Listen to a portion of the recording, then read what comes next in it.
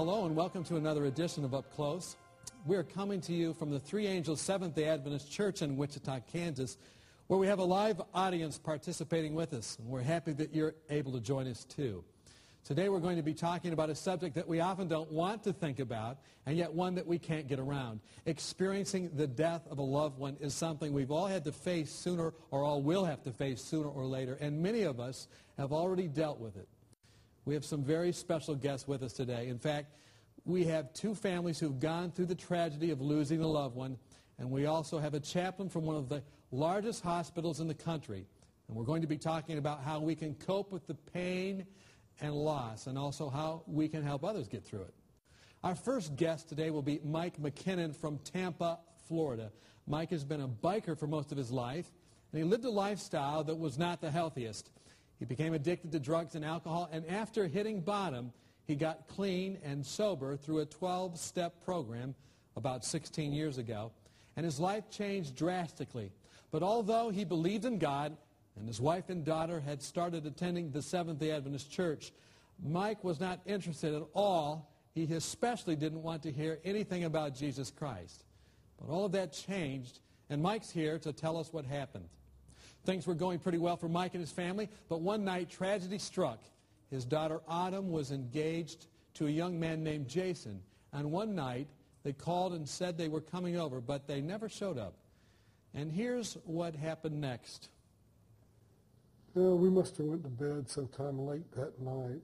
Early that morning, Doreen had got up early and she was trying to still call and she didn't hear. And then our friend who lived right across the street from Autumn called and asked why there were some police cars over at Autumn's house. Of course, Doreen, she got kind of hysterical and tried to call her cell phone again, and the highway patrol answered. And right then, Doreen knew something was wrong.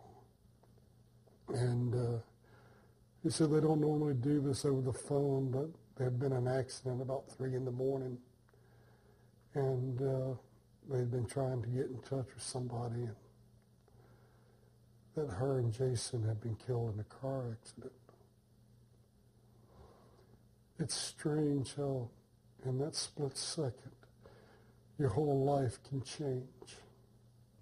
Isn't that true? Just in one split second, your life can change. Many people become, should I say, very angry with God when they lose a loved one. Some feel that God should have prevented their death, and others feel like God has taken a loved one from this earth. Here's how Mike reacted to his loss. I was right from the start, I was angry with God. See, Autumn had been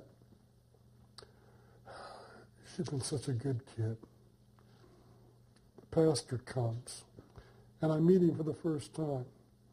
A young pastor, he was 25, 26 years old, full of energy. You know, I thank God so much today that he didn't come in and tell me that it would be okay, that he had an answer. Because first thing he told us, he didn't have any answer for what happened. He understood it any more than we did.